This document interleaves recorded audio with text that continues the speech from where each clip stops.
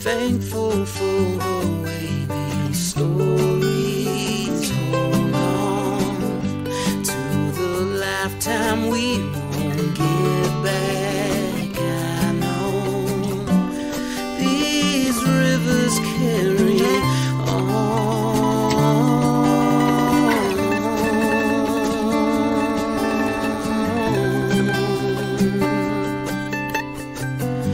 People tend to stick to you after time. Places tend to do the same as we do. This river carries on and on. Hello and welcome to Kankakee Podcast, where we talk about the people and places of Kankakee County. I'm Jake Lamore, and today is it's weird to the three of us in the room right now, but to you it's completely normal because you haven't heard this episode, but we actually lived it. It just kind of died on my hard drive. So for those that don't follow Kankakee Podcast on social media, because I don't know if I talked about this on the podcast, but my external hard drive that I save all my podcast stuff on, it decided to die about a month ago almost already. So I lost this episode that we're recording right now, so we're re-recording it.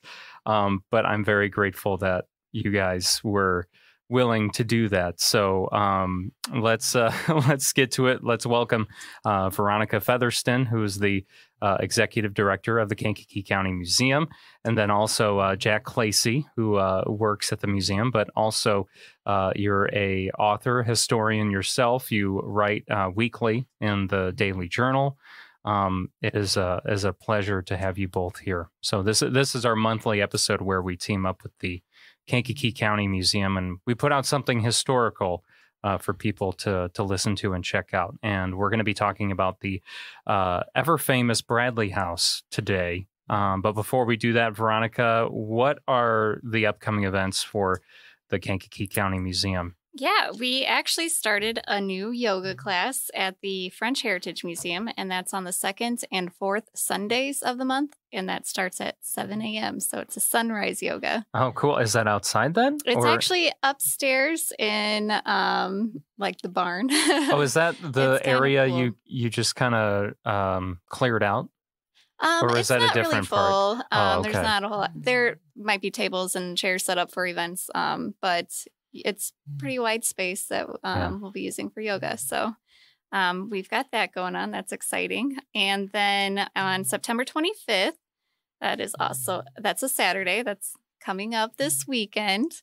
We have the French, Canadian, and Belgian immigration lecture that our genealogist Norma Meyer will be putting on. Her and actually our volunteer, Andrew, whose last name I can't think of at the moment, but they work together and come up with all of the research, and we'll tell you about that. So. Okay, that's something you don't want to miss as well, especially with all the French Canadian heritage we have here in Kankakee County, the corridor, if you will, right? The French Canadian corridor. So yeah, and you go to KankakeeCountyMuseum.com if you want to view those events. Yes. And there's also Instagram and Facebook as well. So get in touch with the museum. Please show them some support. You are open on Saturdays now, too, for people that want to go on the weekends. 4. Yeah, so there's no excuse not to go check out the museum and all the amazing exhibits that are there. You'll be blown away if you've never been there before. So thank you, Veronica. Thank you. Jack, it's great to have you back. I was kind of excited to see you again after, we did this once already and we're doing it again, an encore, if you will. So. Well, thank you for having me back. Actually, I certainly enjoyed the first time around, and I suspect I'm going to enjoy the second time around as well. Yeah. Luckily, it's fairly familiar material, and as I said when we came in, I happened to, for some reason, keep my notes from the last one, so that helps me with my little cheat sheet on dates and things, because I tend to sometimes lose track of what date I'm talking about. Yeah.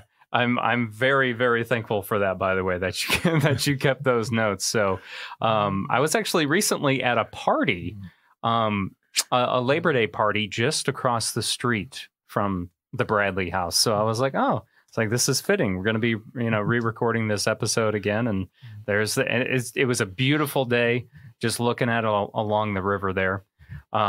So yeah, let's get into it. The famous Bradley House in Kankakee on Harrison Avenue.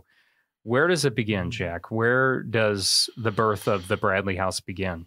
Actually, the birth of the Bradley House probably could be said to have begun in 1895 when a man named Warren Hickok Sr., who was a very prominent businessman in town. He was a banker. He was a real estate man. He ran a title company and so forth. So he was not only very prominent, but also quite wealthy, obviously. Do you know if his title company is still around? Because I know there's some very old title companies in town. I believe it is the ancestor of one of the title companies, but I can't recall which one at the moment. Okay. Hickox had two children, his daughter Anna and a son, Warren Jr.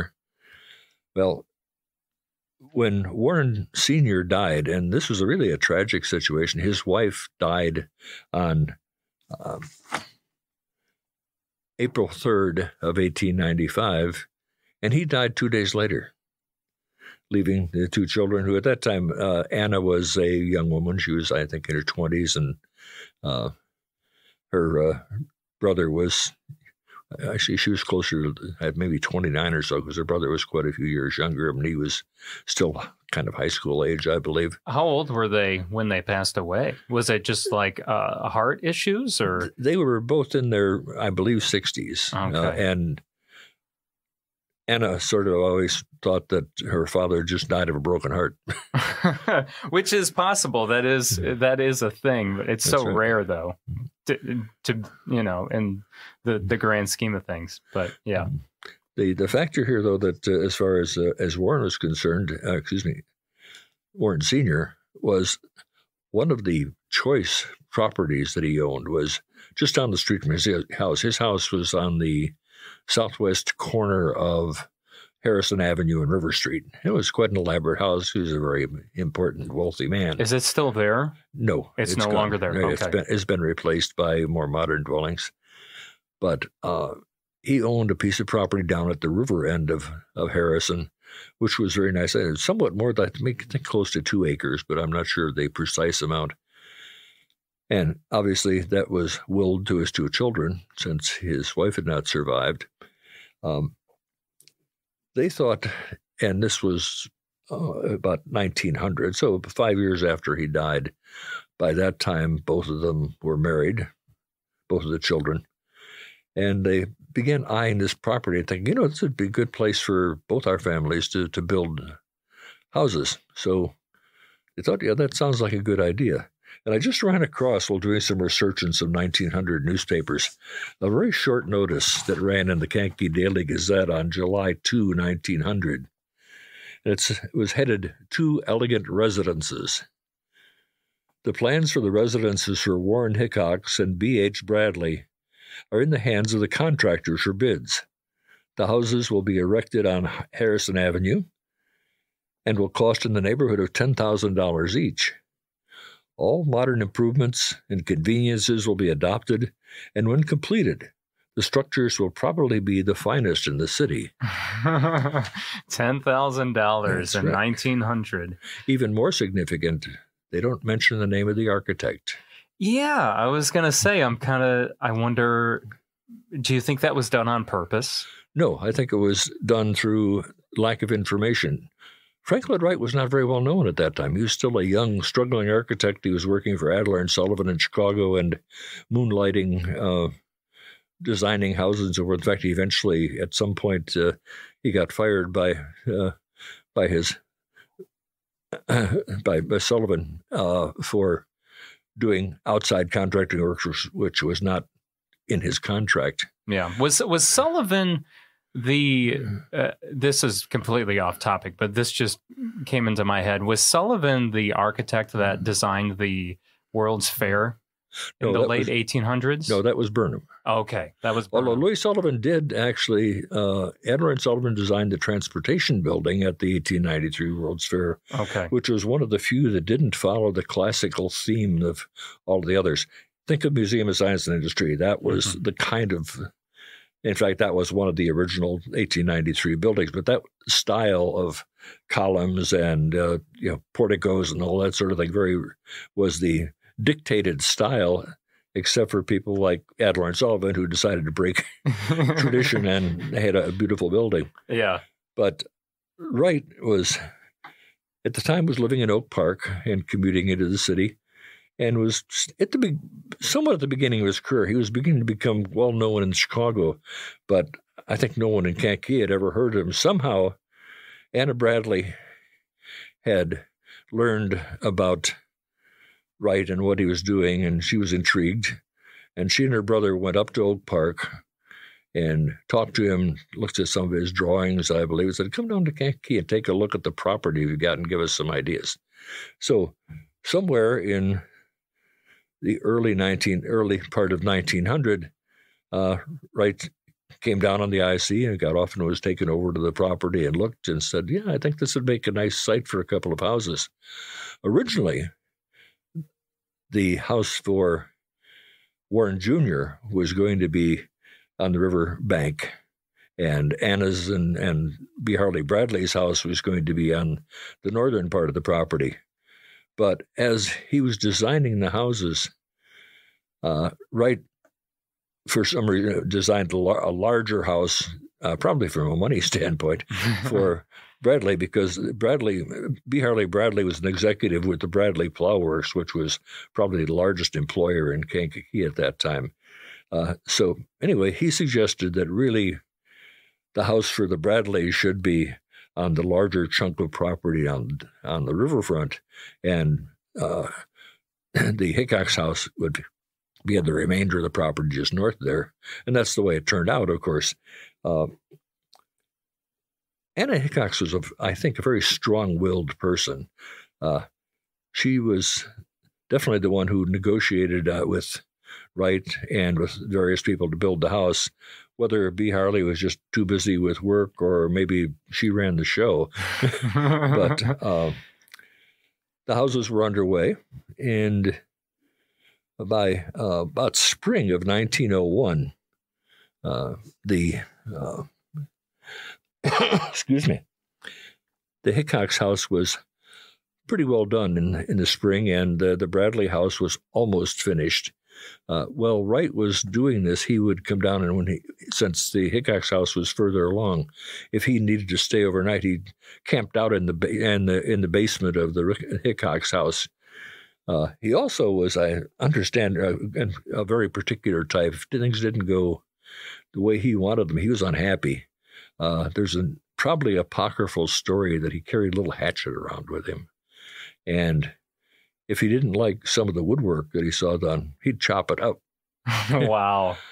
Just walk in there and yes. say, "Hey, chop." He would chop it out and say, "Okay, start over." But according to this apocryphal story, I think it was Charles Childs, I believe is his first name, but was the contractor for this. And supposedly he told Mr. Wright, "If you use that hatchet again, I'm going to take it away and use it on you." Now, as I say, the story's apocryphal. I have no source for that other than rumor. Or chase him right into the river. Yes. Anyway, the house that he designed, that Wright designed, especially for the Bradleys, was revolutionary. It was not anything like what was being built at that time anywhere in the country other than in the Chicago suburbs where Wright was doing a few things. However, this house is considered by many architects to be the first of his prairie style, or as one put it, the house that changed the face of American architecture. Because if you think of what most of the houses, if you drive around the Riverview area and look at some of the houses that date back to about 1900 or so, you notice they're pretty well four-square sort of things. They have wide porches, steep roofs. They're 2 stories high and have not an awful lot of large window area. They might have turrets.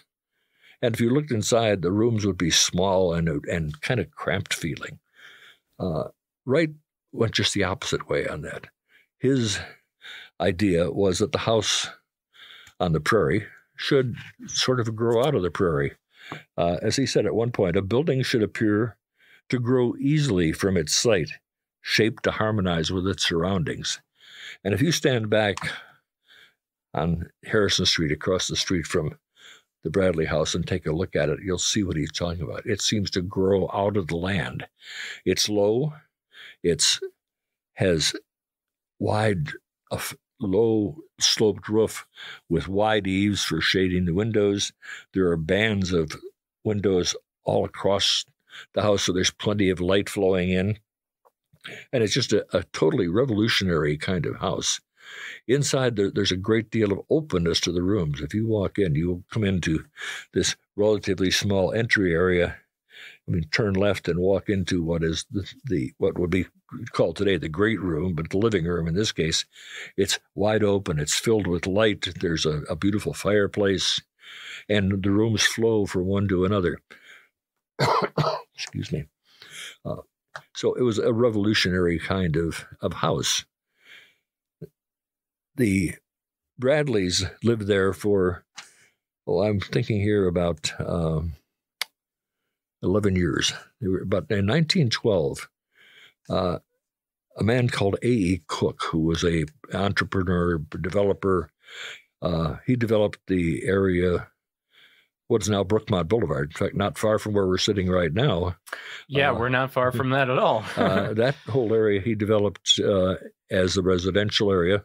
Brookmont, by the way, was the name of the farm he grew up on in Iowa. Okay, right. And he also owned an automobile manufacturing company and so forth.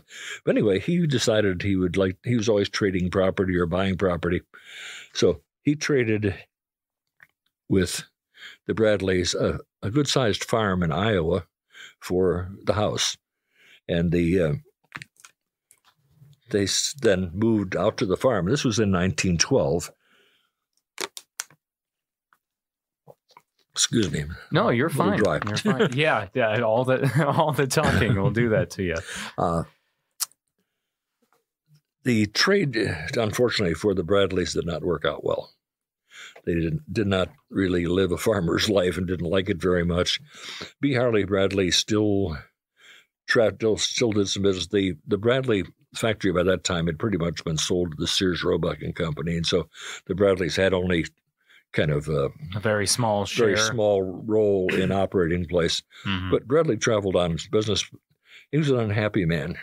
He also, I believe, had a lot of health problems in his childhood. But I don't have the date here on here, but he committed suicide in a hotel room in Chicago. Anna came back to Kankakee since she had no real reason to stay. They had one daughter, Margaret. So she and Margaret came back to Kankakee, where at least they had family. And she actually opened a tea room at the corner of Indiana and Court Street. It's now a parking lot, but it was a very popular tea room. And that was, I believe, her primary business and income. Ran it there for many years. Yeah, I mean, was she able to sell the farm that they were on in Iowa and make some kind of I suspect she did. I don't have any records on that, but just that she had come back to town. Mm-hmm. There's a Wright mural on the wall of the building right where the tea room used to be. And she lived there until she really, I don't recall what year she died, but in later years, she lived with Warren and his family. In that smaller Wright house? No, they by that time had sold that. They were living in somewhere in Riverview area. Okay. And so that they sort of then faded out of the picture as far as the Bradley house is concerned. Yeah, it's funny. You think about it. Like they went to all that fuss, mm-hmm. to build these magnificent, houses. And then it's just like, time to move on. Yeah, time to move on. I don't know. I just, in my mind, like I can't imagine doing that. Like I would just want to keep that as long as possible. And, I mean, I understand Anna's situation, but like her brother Warren, I guess we don't really I don't know about his situation. Maybe he was a successful businessman. But, was he? Okay. I don't know whether maybe he, wanted a smaller house or a larger house or a different address. Who knows? Mm-hmm. The next occupant, although A. Cook only kept the house for a relatively short time and never lived there, by 1915, he sold it to a man named Joseph Dodson, who was actually at that time lived in Evanston, and he was a stockbroker. But his avocation was his real passion, birds. He built and sold birdhouses, but he was a premier bird watcher and a great bird lover. Well, he bought the house, renamed it Bird Lodge, and proceeded to change the grounds radically. A lot of plantings in there. They were pretty open before, kind of like we see it now. Before then, but he planted a lot of bushes and a lot of things that would attract birds. Had probably 100 birdhouses around various places and so forth. And he also ran a business building birdhouses and selling them by mail. Did he build those birdhouses in the old carriage house? Yes, in the stable. In the stable, what was a stable at that time. Yeah. And later also even added somewhat more to it because he needed more room. But the birdhouses and a number of other bird-related products he sold by mail. He actually issued a catalog of all the different things that he had, and he also hated English sparrows. And actually, English sparrows were apparently an invasive species that was hated not just by Dodson, but they actually, in a day when governments paid bounties for various kinds of things, for trappers and that sort of thing. Yeah. There was a bounty for English sparrows. I don't know, 1 cent or something per sparrow. You had to take a bag of the heads of the sparrows to the county clerk's office or whatever, and they'd pay you 1 cent a piece or whatever it was. The look on Veronica's face right now is priceless. I wish you could see it. A far different time, obviously. Mm-hmm. So were they able to shoot them and then put them in a I think so. They trapped them in traps. He sold I was going to say, did Dodson? He sold a Dodson bird trap. Oh, yes. okay. Yeah. So he had a good reason to promote the idea of trapping them, obviously. Yeah. He was an unusual man, but he was a very long-term resident of the house. He had the house from 1915 until basically 1949. Oh, that's a pretty long time. He and his wife, I don't believe they had any children. They lived there in this huge house. Jumping back just a little bit, when the Bradleys lived in the house, they actually, the two of them and their daughter, but also Harley's parents lived there with them. So, okay. So the house was well popular. There's plenty of room for 5 people. Yeah. Oh, yeah. Exactly. Plenty of room. But anyway, after Dodson died, the house stood vacant for a while. There was a local real estate and businessman named Ed Bergeron. Bergeron name, of course, is well known in Kankakee. Yes.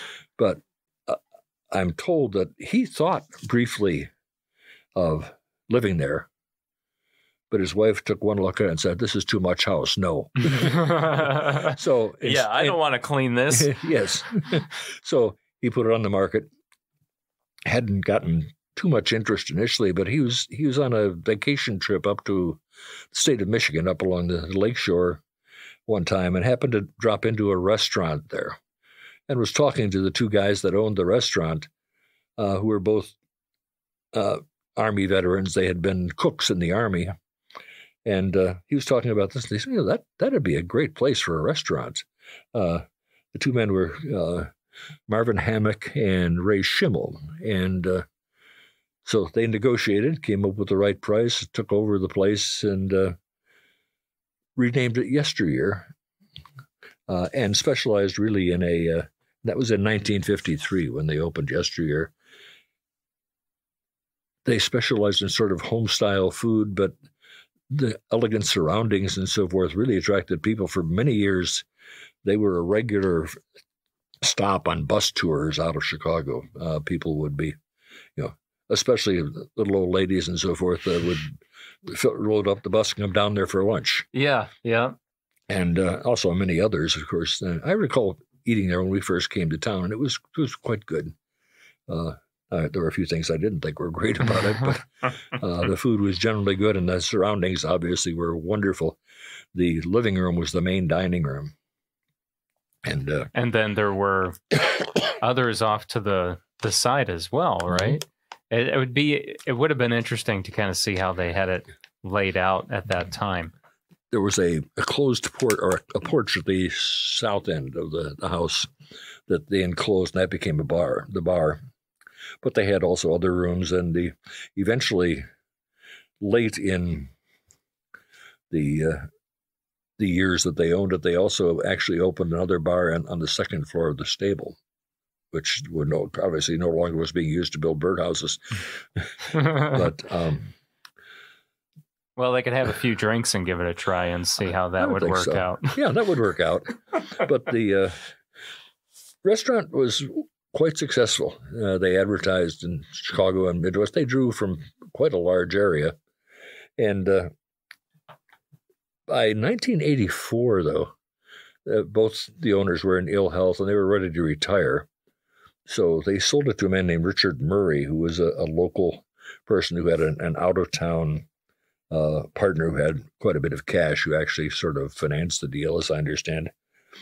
And Murray operated the restaurant, again, as Yesteryear for a relatively short period of time. In fact, in March 1985, during the middle of the lunch period, when people were filled all the tables, the lights went out. Commonwealth Edison had shut them down for non-payment of their bills, which had gone on for quite some time. The other creditors also were very unhappy with them, so that ended up the building was done, and it became an empty building, obviously, for a while. There was an auction of some of the content, some of the furniture and so forth. Some of the original furniture was still there. Some of the original Frank Lloyd Wright furniture was still there, as well as other things that had been added during the restaurant period. So those went well. And I don't remember the exact figures, but one of the pieces of furniture that was sold was a desk that Wright had. Let me see, I might be able to find that real quick if we can. He had designed a desk, a library table, a desk that was quite attractive. And excuse me, looking at just something here. Oh, yeah.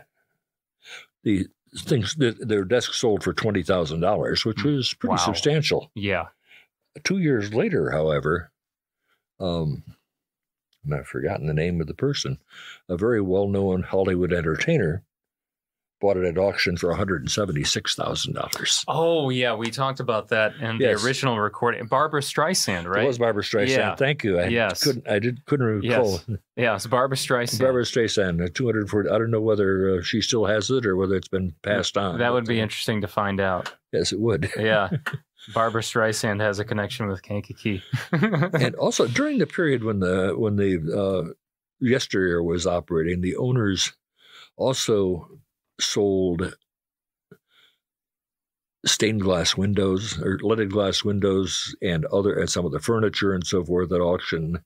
Got pretty good prices for them. So there were a lot of things missing. One of them was a set of panels that were lighted from behind that were in the ceiling of the dining room. And they were just beautiful, multicolored leaded glass. And those were sold within the last 2 or 3 years. Those have been recreated. The Wright in Kankakee, which now owns the building, a wealthy and interested donor provided the money for a local art class craftsman to recreate those. And so they are really a beautiful addition. Yeah, that's wonderful that they're able to recreate those since I can't get the original back. That's right. And I think that there's an ongoing project to gradually replace many of these things that had been, after they were sold, they were replaced by just plain glass. And so there's an ongoing project to try to restore as much as possible of things that are gone. Yeah. Speaking of restoration. So after Murray had it for a very short time with Yesteryear, the restaurant business was out. They auctioned off a lot of the items there. That's right. That desk. Then how long did it sit vacant? About a year. It was all boarded up to protect the glass and that sort of thing, and to avoid vandals. Right, because at that time, crime was pretty high. It was in Kankakee. Right.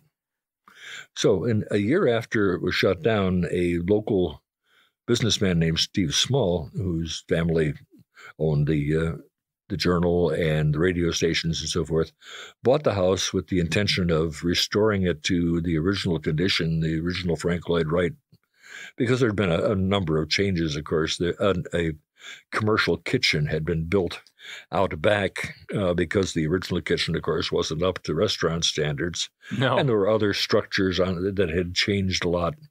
So Steve bought the house and began remodeling it. And at that time, I was on the city's preservation commission, and I recall him coming to the commission and talking about his plans for the house, and he was going to do this upright. It was going to be done to standards of the Department of Interior, which are very strict.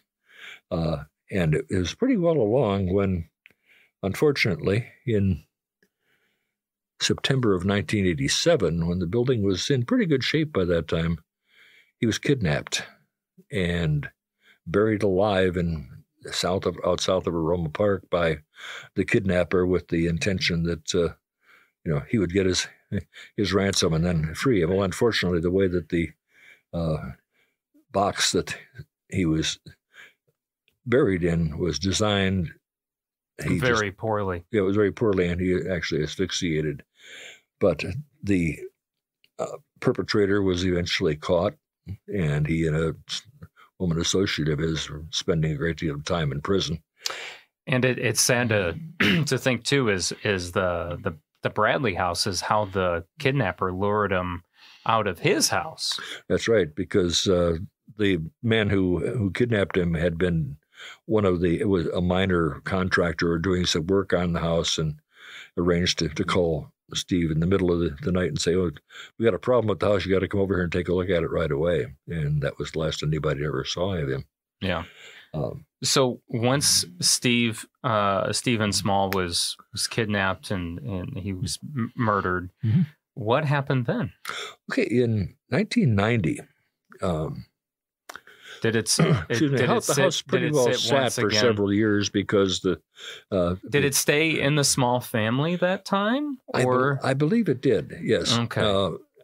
I know that his wife and children were still in town and so forth. So besides, there would have been a great deal of legal maneuvering and so forth involved because of his death.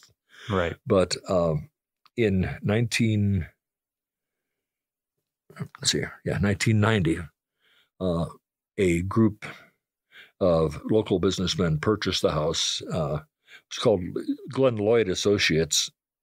It was a Ron Moline, who was a local architect, and 3 attorneys, Lee Thacker. Have trouble reading my own notes. Don't you love it? Michael Ditchweiler and Robert LeBeau bought the house, and they invested a considerable amount of money to complete the renovations that Steve had started. They did some changing in the interior were to accommodate offices in what had been bedrooms and so forth. So upstairs. they were thinking of kind of flipping the house and making it into offices for themselves. Yes, for themselves. Okay. So they were renovating it and changing it to serve as basically an extremely elegant office building. Which serves well if you're an attorney. I That's mean, right. Can you imagine having your office? Yeah, my office is in the Frank Lloyd Wright house. That's right. And I suspect it was. Yeah. They did not, however, they did all of the renovations to the house, but had pretty much written off the stable area. And it was in bad shape. Actually, by 2001, they petitioned the city for a permit to tear down the stable, which, as I said, they figured would cost $1 million to bring it back up to code and so forth. And that became a controversy, obviously. There were a lot of people who were very unhappy with the idea, and not only here, but all over the country, with the idea of tearing down a Frank Lloyd Wright structure, even if it was an ancillary structure. Yeah. But it went on, and eventually it was sort of semi-settled that the idea it was at least enough work was done on it to stabilize it. And that's where it sat for a while until 2005. An architect in Gaines Hall and his wife Sharon, he was a Chicago architect and later a professor of architecture at U of I, bought the property with the basic idea initially of rebuilding to the original condition, the stable itself, to save it from falling apart. And they proceeded to do so. They found the right kind of contractors to come in and do the kind of quality rebuilding necessary for a building of this sort. And so that was the first step.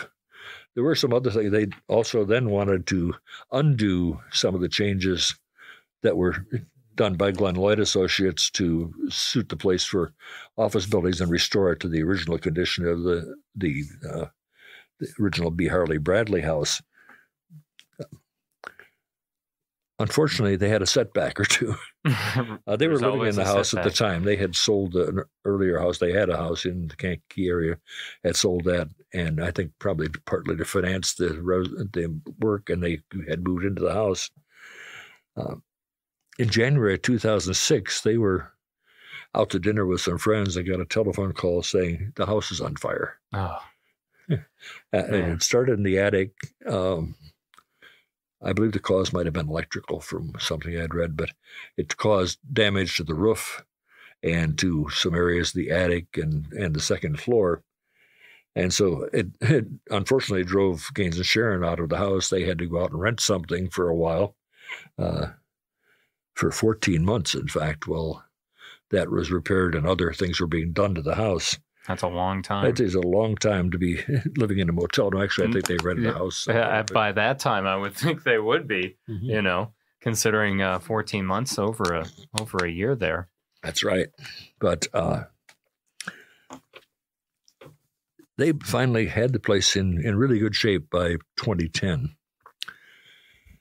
And put it up for sale, thinking, okay, we'd like to recover our investment in this. We've done what we said we would do, which is save the stable and keep the place in good shape. And they're very devoted to it. I mean, these are people who didn't skimp on things. They did it right. Yeah. And I mean, they must have invested well over $1 million or a couple million into that place. Well over $1 million, certainly. I've never have seen a specific figure. But a local group, mostly people living in the Riverview neighborhood, but some others around, formed an organization called Wright in Kankakee. And its stated purpose was to acquire the house and to open it as a tourist attraction and a place for study of people interested in Frank Lloyd Wright and so forth. Fair amount of negotiation, but they signed a contract with Gaines and Sharon Hall for a $1.7 million purchase price to be paid over 10 years with no interest. And so they had a big burden upon them to come up with this. Yeah. But it worked. Wright and Kankakee has been very, very successful. They did just, in fact, this I believe early this year, paid the mortgage off. Right, they would have had to. Yeah. And so ever since really 2010, they've been operating the house, doing tours, a lot of them group tours, but also individual tours. I believe currently tours are on Thursdays and Sundays, but they also, if you wanted a tour, they would probably arrange it for you. Or especially if you had a busload of people coming in, they'd be happy to arrange it for you. Yeah, they definitely would. They do off-schedule tours all the time. Yes. They have some really wonderful volunteer tour guides there, people who have a real passion for the house and know its history in and out better than I do. In fact, excuse me. And the purchase was completed in 2021. So that's if someone is interested in touring the house or learning more about it, the Wright and Kankakee website is HTTPS, etc. Wright 1900, the numeral is 1900.org, and that will lead you to lists of how to arrange a tour and so forth. The house at 701 South Harrison Avenue, very easy to find. If you turn onto Harrison Avenue off River Street, you can't go any further. You'd run to the river if you didn't stop. Yeah, you can't miss it.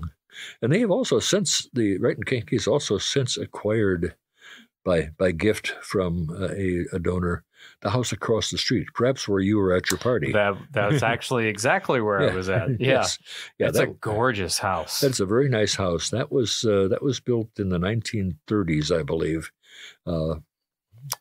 by Joseph Campbell, who was a local artist and sign painter of quite renowned through the 50s, 60s, and 70s. His father was a sort of semi-architect, and he was the man who designed that house. What was on the property earlier was a large two-story semi-mansion. Trying to think of the name of it was a local politician and Civil War person. I believe it was H.E. Clark. And Mr. Campbell designed the house, and the house the Clark mansion that was there was cut in half and moved up the street. Huh. There are the two buildings south of what used to be the B'nai Israel Temple. The two buildings there are the two halves of the old Clark mansion. And those are still there today. Those are still there, and in fact, I think that the Campbells lived there for a number of years. Later, Joe lived in a odd little studio in the back of a building on Court Street between Dearborn and Schuyler, and had his studio and his workspace and his sign painting business there. It just blows my mind. Let's just take the house, cut it in half, and move it, down the street. No big deal. Surprisingly, that is not uncommon. At certain periods. There's a couple of half houses over on Water Street, west of Washington. Okay. The same kind of situation. Just a bit like a mansion or almost a mansion. They're very large houses. Very large, and they just cut them in half and they move them. I know moving houses was quite a big thing back in the day, but taking a big house and cutting it in half, that's the first I've heard of that. But I suppose, It's a picture that I ran across in our files at the museum from, I think it was probably the 1950s, of a house being moved down Schuyler Avenue past the Majestic building and so forth. They're just north of Schuyler. Uh-huh. You look up the street and here's this giant house in the middle of the street with a trailer or tractor or whatever is pulling it. Yeah. Did you find out what house it was or where it was going? No, unfortunately, there was no information about it other than the house was being moved, and somewhere we acquired the pictures with no information to go with them, other than what we could see in the picture. Yeah. The schoolhouse at Governor Small Park was moved from Limestone Township Yes. as a bicentennial celebration, and was moved by over the bridge on Warner Bridge, and down the back roads and so forth to the museum campus, and was put on a new foundation, and a lot of volunteer help put it in shape and so forth. So that's one of the nice attractions we have in our museum campus. Mm-hmm. Definitely. And the small house as well. Yes, which of course has been there since the 1850s, early 1850s period, when it started out as a 2-room house and is growing through the years as his family grew, Dr. Small. Yeah, and at that time, I mean, there wouldn't have been much surrounding that house. It was probably on a farm, right? That was way out in the country. Yeah, yes. At that point. Yeah, and at that time, the only way across the river was the wagon bridge under the railroad bridge in Kankakee. There was only the one crossing. When the IC was built, they built this interesting structure. It was a wooden, very complicated wooden truss structure with the railroad running across the top of it, and the underside was the wagon bridge, which, of course, the IC being a profit-making business, was a toll bridge. Oh, so, really? So you paid one toll if you were a pedestrian, and a higher toll if you were on a horse or had a horse and buggy, and so man. And so for a long time, up until 1863, that was the only bridge across the river in Kankakee. Well, they must have made bank off that. They must have done pretty well. I know that people on the south side of the river were very unhappy about having to pay that toll to get back and forth. In 1863, the IC decided they were going to build a new bridge there, and it was going to be just a railroad bridge.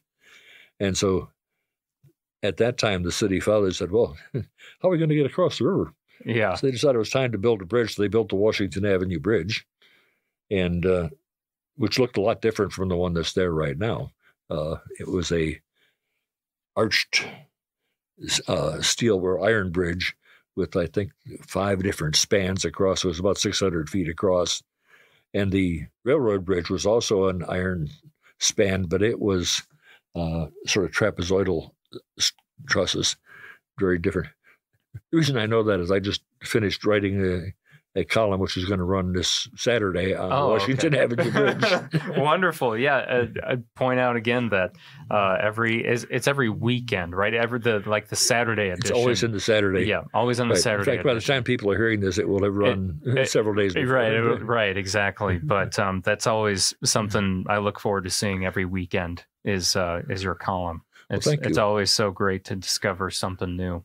So. We hear a lot from people saying that, that's something that they enjoy, because what I get a big kick out of is somebody telling me, oh, I just read their column on blank, and wow, I didn't know that. Yeah, exactly. To be able to tell people something they didn't know about their hometown, and to kind of generate an interest in what our past was and how we came to be what we are. And sometimes just for entertainment purposes, but also educational. Yeah. There's definitely some the toll thing.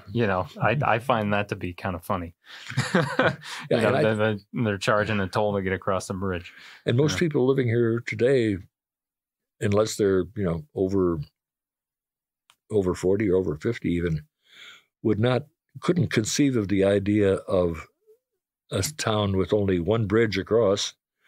The second bridge that was built was in 1893, and that was Station Street. But the two that most people are familiar with, the Court Street Bridge and the Schuyler Avenue Bridge, those were not built till the 1950s. Yeah, much newer than those, yeah. And Washington Avenue has been rebuilt 3 times already. Oh, wow. Well, actually, it was rebuilt once in 1904 as a concrete bridge, and then since then it was rebuilt 2 more times. Okay. Wow. That's a lot. But you got to keep those up, or otherwise we know what happens. That's right. That's what all the debate is over in Congress right now. Yeah, exactly. All right. Well, that's the Bradley House in a nutshell. I mean, that's something we could go on forever about too. So thank you so much for talking to us about the Frank Lloyd Wright houses, actually. That's right. There's 2 of them. Hickok's house, yes, is still privately owned, but I believe, in fact, I'm quite sure that Wright and Kankakee would love to purchase that whenever it becomes available. Yeah, they're going to jump at that chance when they get it, and I wouldn't blame them.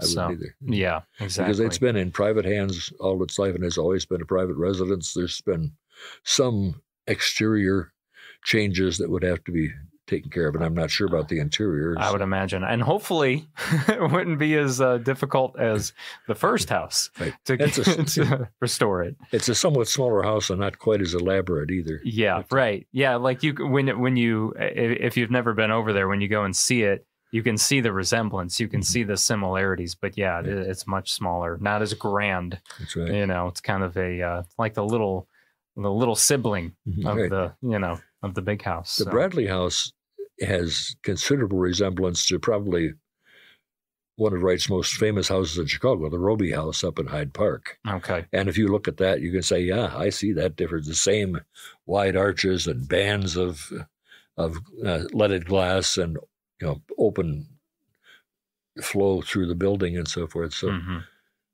anyway, we've kind of temporarily exhausted the topic of Bradley House and digressed in a few places. But, we're going to make this one actually, we're going to make sure it gets out and published and not lose it on a hard drive. Right. So yeah, note to hard drive, stay healthy. Yeah, exactly. Please stay healthy. And then Veronica, before we close out too, let's plug those events once again, just because obviously we want people to, engage in the wonderful Kankakee County Museum. Yeah, thank you. So Saturday, September 25th, we have the French, Canadian, and Belgian immigration. And that's a lecture that will be given by Norma Meyer, our genealogist, and our volunteer, Andrew Mann. It was Mann. It's okay. Mann. Really easy. I don't know why I didn't think of it. He's a young man. He's a young man. And then we have started yoga on Sunday mornings at 7 a.m. at the Stone Barn. So wonderful. yes. And that's something I know we've probably talked about in previous episodes with the museum, but if you do have, French Canadian heritage or Belgium, or Belgian, right? Belgian. Yes. Belgian heritage. She is also is someone you can go see. She's available on Saturdays at the French Heritage Museum from 1 to 4. Yep. Yeah, so you can go see her and see if you can find out, where you stem from, a little bit more about your family. So there's so many. Like I know with my family, it's not just the Lamores, it's also the Blanchettes, the Giroux, like all these other French Canadian families in the mix and mess of things. So, and I know there's so many like that and families like that in the county. So, and KankakeeCountyMuseum.com for everything, Facebook and Instagram as well. Anything else?